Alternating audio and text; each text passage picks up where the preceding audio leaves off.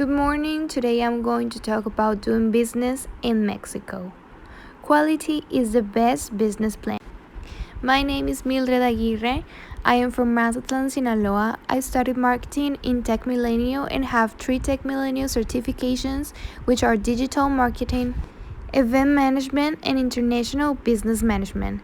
In addition, I have 2 office certifications, one in Excel and the other one in Word. I have 4 years of expertise in the international business field. Therefore, I have plenty of experience working with marketing in an international area. This is the current Mexican business environment. The relationship between Mexican demographics and purchasing power. With the advent of smaller and easily accessible packaging, manufacturers are intending to reach the consumer base with less purchasing power. Therefore, the purchasing power is medium-low, but it is not an impediment to enter the Mexican market. The Mexican political system. Corruption in Mexico has permeated several segments of society and has greatly affected the country's legitimacy, transparency, accountability, and effectiveness. The Mexican economic system surrounding the beauty industry. Mexico beauty and personal care market is forecasted to grow during 2020 to 2025. Growing beauty consciousness among the male consumers and increasing the number of brands foraying into the internet retailing is driving the growth of cosmetic products in Mexico. Improved consumer lifestyles and an increasing women employees at the workplace are expected to heavily impact the Mexican legal system and government regulations. Mexico's beauty industry is regulated by COFEPRIS. Regulations for the import of cosmetics and personal care products are not complex and generally only require complying with labeling standards. Foreign direct investments in Mexico. Mexico continues to attract large multinational companies that have established their manufacturing and distribution facilities in-country and use Mexico as their distribution center for Latin America, like for example, L'Oreal. The Mexican peso has become stronger. During the pandemic, the peso has dropped from 25 units per dollar to about 22. The main characteristics of Mexican business culture are personal relationships, loyalty, strong hierarchy, and status consciousness. The traditional Mexican culture is characterized by strong hierarchies and authoritarian leadership style. Mexico's minimum wage was raised in January 2022 to 141.70 pesos per workday.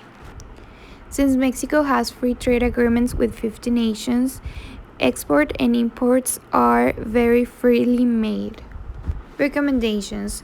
Since the Mexican beauty industry is estimated to grow, I believe that it is a good option to enter the Mexican market. The time is now. The production costs in Mexico are lower and also Mexico has a free trade policy. I think they could join the beauty groups that produce and export from Mexico. The best option is to enter directly due to the impact that it would cause, and the entry mode I think would be best to use licensing. Conclusions. By entering the Mexican market, Das Beauty would open their chances to enter the Latin American market. Therefore, it is an excellent business plan to do so. Mexican business in the international market. Quality is the best business plan. My name is Mildred Aguirre. I am from Mazatlan, Sinaloa. I studied marketing in Tech Milenio and have 3 Tech Milenio certifications. This is the current American business environment. The relationship between American demographics and purchasing power. With the advent of smaller and easily accessible packaging, manufacturers are lowering their prices. The American political system. Even though corruption exists in the U.S., it is known that the U.S. is one of the most transparent countries. The most important facts about the American economic system surrounding the beauty industry are that it employs more than 2.3 million workers in the U.S. and it generates more than $57 billion in sales each year. The American legal system and relevant government regulations. The 2 most important laws are the Federal Food, Drug, and Cosmetic Act and the Fair Packaging and Labeling Act. FDA regulates cosmetics under the authority of these laws in the United States. Foreign direct investments in the US. In 2019, no country had a higher foreign direct investment position in the United States than Japan, followed by the United Kingdom and Canada. At that time, Japan had over 619 billion US dollars invested in the US. The US dollar is the most popular currency in the world, and it is the dominant reserve currency in use around the globe. Environmental regulations. Regulations for generators disposing of cosmetics concern multiple agencies, including the EPA, state and local agencies, and sometimes local publicity-owned treatment works. This agency put limits on the amount of waste. In the US, the work environment is professional and casual. People prefer to dress casually, and work schedules are flexible. Rather than hiring workers one by one, US companies may engage outsourcing. Employment benefits in the United States include relocation assistance and health care. The United States of America's minimum wage is $7.25 per hour. Trade policy details.